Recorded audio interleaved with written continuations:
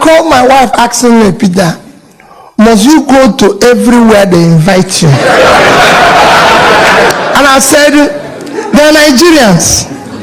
Maybe if I go there, maybe you convert one. Because what we need now is to convert people. Let's ask ourselves, how did we get here? That is the question. How did we arrive at this junction? Those of us who happen to be lucky to live in Ikoyi and Victoria Land, I say to them every day, if we don't look for food for those who live in Ajegunle, one day we will not be living. Nigeria has become a case of where lunatics took over the asylum. And we don't want lunatics do when you want to take anything back from them. They create a thing as if there's a war. So you run away. If a madman comes here, say, hey, everybody say, I don't want to touch this madman. That's what they're doing. We need to take it back. We need to become as mad as they are and take it back. They can manage it. You have a situation today where people are owing salary for 7 months and they're celebrating their birthday. How can you say a thing like that? How can you be celebrating when you've ruined people's life? People are dying and you're celebrating and people are watching it in TV. It's a crisis. And the only people that can stop that crisis is you. As governor, I come here, you know what people tell me? This man bought this house, this man bought this house. Where are you going to buy your own? Why will I buy a house in America? I don't live in America. I have nothing to do with America. It only cost me $200 to come here and go. Why will I buy a house? Americans should live in America. I'm a Nigerian. I live in Onitsha. That is where I should live. I go to South Africa. I go to everywhere. I say, buy a house in South Africa. How many South Africans have bought a house in Nigeria? How many Americans have bought a house in Nigeria? So why will Nigerians come here? You live here. Yes, you can own a house here. But not people. I come here as governor and Nigerians will tell you, oh, let's bring somebody and have a party. Why will I leave Nigeria to come and do party here? No way. I should come here as a beggar for you to give me something to take home, not to come and celebrate here. I have people who need food in the country. And Nigerians are celebrating here. And you go there and become them His Excellency. When you should push them to go back and do their work at home. So start telling them, if your governor comes here or local government chairman, do not be part of celebrating him. Tell him to go home and fix what he's supposed to do. Don't encourage him to waste the resources. He didn't come with his money. He came with your money. We're asking you to bring back your own. What we need to do is to manage that which is there effectively. Can Governor of California drive 5 vehicles at a time? No, I'm asking you a question. So we need to fix it. Can Governor of California use 5 vehicles at a time? No. In your place, they use 30 and call it convoy. If it's not madness, tell me what it is. Or I think madness is when somebody doesn't have a cloth. No, there's flavors of madness. That's what we need to fix first. So only in Nigeria that you elect people. They don't have car, they don't have anything. 6 months, they build a house, buy 20 cars, and call it for Thanksgiving, and people will go there. And they will be praying in the church, telling God to bless them. And the bishop will preach in that wherever they got the money, should give them more when they have to call police. Because they know where the money came from. Everybody knows where the money came from. But they are still celebrating it.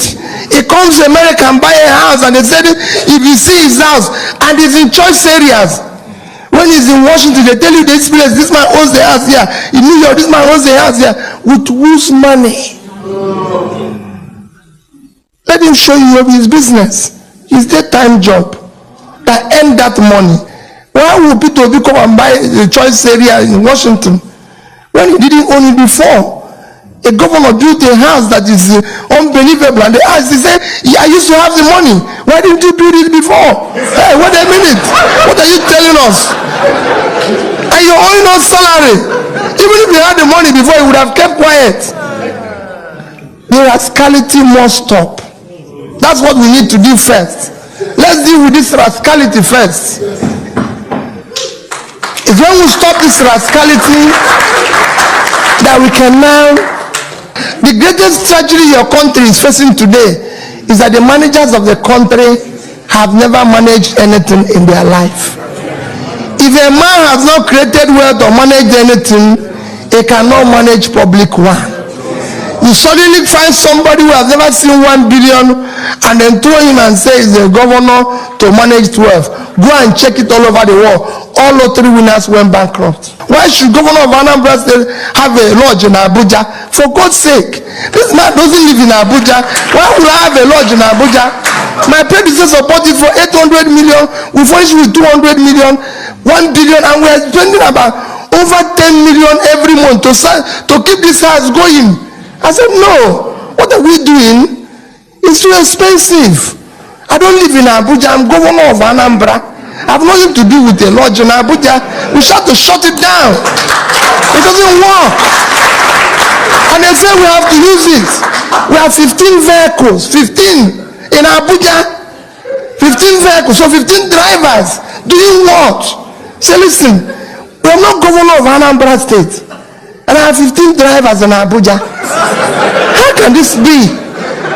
And people give us every schools. Daddy, we need it. We even have a lodge in Lagos.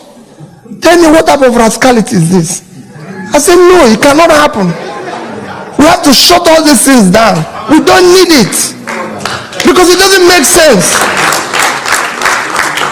If you go today, we have given it to United Nations.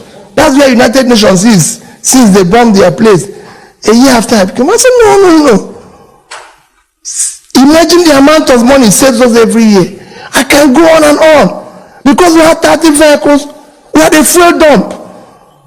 Almost a filling station. For what? Why are you going to have all this cost? You come, if I tell you people the cost of governance in Nigeria, you won't be talking about investment here. Is wickedness of the highest order. And people do it. I was just talking to a lady this one. I said, on top of it, the head office of first lady. What a confusion is that? Do you have office of first lady in Florida? No. So why is it in Nigeria? The governor of California does not have office of first lady. It's the wife who should be at home and look after him. Why create additional confusion by creating another office with another convoy? And instead of convoy, if you pass their own self, it's longer than their husbands.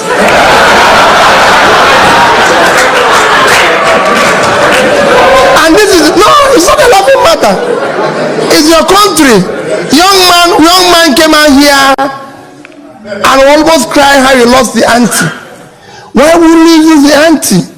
It is the resources they will use to build that hospital that they are using to build convoy. And that is what Fela is telling you. The greatest tragedy, I tell you, is all of you. Because what do people do? I was in governor for 8 years. You hardly meet a Nigerian adult who said you are not doing well. They will all call him His Excellency and tell him that since you came, things have changed. Even when you're seeing that nothing has changed here, in your face. Everybody is telling you, hey, that you're the best thing that happened to this country. Nobody could say to you, no, you're wrong. I just telling them when we're having lunch now, how we changed school. When I came, our school were number 20 something in Wayeka Neko. Of course, everybody knew that Anambra State, they did not go to school in 2001. And I decided I must visit every secondary school personally. I must go to every secondary school. Everywhere I go, I call parents in the school, call their teachers and headmistress, tell me, is there anything wrong? They say nothing is wrong. And you're looking at the school, no roof, nothing is wrong. And you could see that everywhere is wrong. You could see it. Nobody. I went to a school in Asia, one of our towns, and they didn't have a roof. And I promised to give them a check to do that roof, because I decided money must go directly to school, not via the ministry, because that's where the problem is. So I told them, I'm going to give you a check, 8.7 million. I went there in October. And I said, I'll give you the check before December. The check didn't arrive. In January, I was doing a tour in that local government, and they normally bring school children. And when I finished talking, I said, it's question time. A young girl raised up her hand. And I said, my daughter, probably about 11 years or 12. Let me start with you. This young tiny girl, I gave her a microphone, and I said, Governor, why do you make promise you don't keep? The whole hall went wild. Her principal ran from where she was. Her principal ran from where she was, held her in the mouth. And I said, principal, leave this girl. In fact, because of how everybody shouted, the girl started shivering and started like crying. She's done the wrong thing. So I held her, said, my daughter, what is it? She narrated the story. I was wrong. I didn't do what I said. And I turned to the commissioner. I said, Commissioner, where is the check? Commissioner said, we must give this guy this check before we leave here. So go and bring it. The commissioner brought the check. I apologized before everybody, and I gave this girl this check. The principal and the teachers that were shouting at her ran back, carried the girl in their head, and ran out of the hall. But they couldn't tell me that story. I want you to understand why I changed from what Fatala said this morning. After that experience, I decided we have to do one thing. That's what Fatala told you. I decided that every secondary school, their senior prefect must have my phone number, and they must have a phone, and they must reach me directly. That's how I collected the phone number of all the secondary school senior prefects. I still have them to today. You can see SP, all of them from A to Z. And guess what? You could see how they want change. Every day, there's no day I don't receive texts from 2, 3, 4 of them telling me we have no English teacher, we have no mathematics teacher, our roof is leaking, this is this. They will send you the same test. You call their principal and say, what is happening at school? You say, no problem. But you just received a text from the senior prefect saying the school is collapsing, there's no teacher. He said, how about English teacher? He said, oh, it's wonderful. But the children have told you no English teacher. The principal is telling you that the teacher is the best they have in the class. That is what is hurting your country. And that is what I'm pleading with everybody. Fella said it. You must die anyway. So, it doesn't matter. It doesn't matter how you die. It is actually better you die doing something noble than doing than dying a coward. We need to tell them no. We need to. It is time. Go to little countries and see how efficient their airport, everything works. Little things. It cannot work in Nigeria. The reason why it's not working is because you have chosen, you don't want to die. And I said to people, I have been governor for 8 years. We didn't borrow one copper from anybody. I can say any number of person here can testify to, we have the best road network of any state in Nigeria. Our schools were the best. Dr. Leo had just told you about Willow. I don't know Willow from Adam. I knew when I became a governor. He told me he's a heart specialist. that he can do heart operation with this. I said, why don't you come and do it in Anambra State? He told me there's no hospital where he can do it. I said, you know what you're going to do? Give me the cost of all the equipment you need to do it. And I went to a mission hospital. By the time we calculated, everything came to almost ₦1 billion. I wrote the check and gave the mission. I said, listen, set it up. He's there, he's working. They haven't operated on me, but they're saving other people's lives. Why will I use that money? Why will I take that money to come and buy a house in Atlanta? Do I live in Atlanta? No.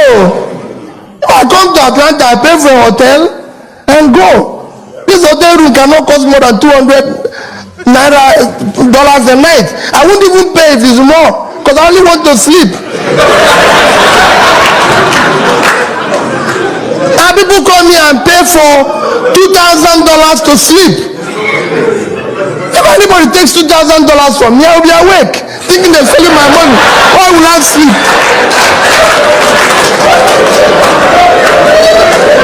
It's only to sleep. But people come here, if see a man who has, I can understand Ben Bruce who has had money all the while, he can tell me the type of hotel he's sleeping. It doesn't matter to me the name of the hotel. All you want is to sleep. You're not going to buy the hotel. You're not the owner of the hotel. So don't tell me you're staying in the world of Australia, you're staying in this. A hotel is a hotel. You only want to sleep and wake up in the morning. And people do it with other people's money, not with their own money. They cannot. And that is the waste you see in our place. Nigerians people are using government money to travel first class. Who said if you stay on the other side of the plane, you won't get there? I've been flying all over the world. I don't need to. If I go to the airport, they upgrade me. Good luck. If they don't, you say where you, because you're using public money. Today, our people charter plane to Abuja. Do you know to charter plane from Enugu, for example, to Abuja is $15,000. It costs you 20,000 in a piece. Same flight, 20,000 naira, and people will spend 6 million naira for it. And these are people who don't used to enter plane before we voted them in. No, I'm telling you the seriousness of it. For every trip they go, I saw it as a governor. I'm telling you my experience. They will write memo. There's 30 people who wants to follow me to Abuja. Nobody invited these people for a meeting. They have no reason to be in Abuja for anything. I repeat it every day so people can hear it. They come to the airport, they constitute a nuisance to the traveling public, because they are the ones who won't be allowed to greet people who have just voted yesterday. They were building presidential lodge when I became governor. How can you build a lodge for president in Oka who doesn't live there? They say, how are we going to build it? Why are we going to have a house for him here? They say it's in every state. What, for God's sake? What, the president doesn't live in every state. Does every state in America have the presidential lodge? No. So where did we learn this? Does every state have governor's lodge in Washington? No, they stay in hotel. So where did we learn this type of irresponsibility? But they want me to do it in my state. For God's sake, when Obasanjo came, I told him, I said, went to him and said, Mr. President, you are the president, you have plane, come in the morning, go in the evening. You don't need to sleep in Oka.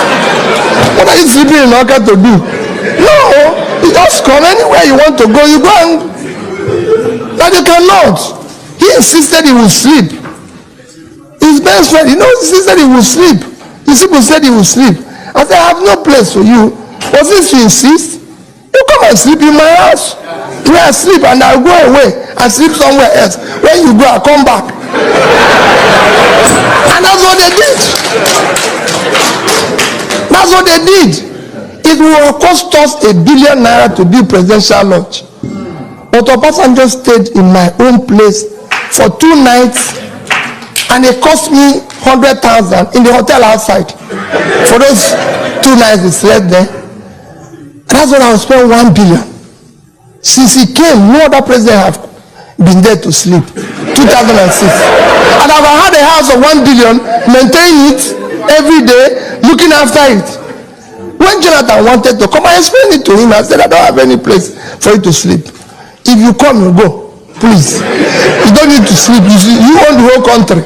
You can come back the next day if you wish. Or you go to neighboring states and sleep. It doesn't matter. And he came, he slept in Asaba. Because they have more money. I don't have it to spend.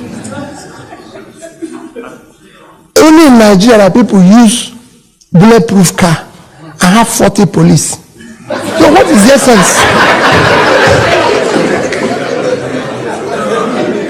And I can go on and on. You won't believe it.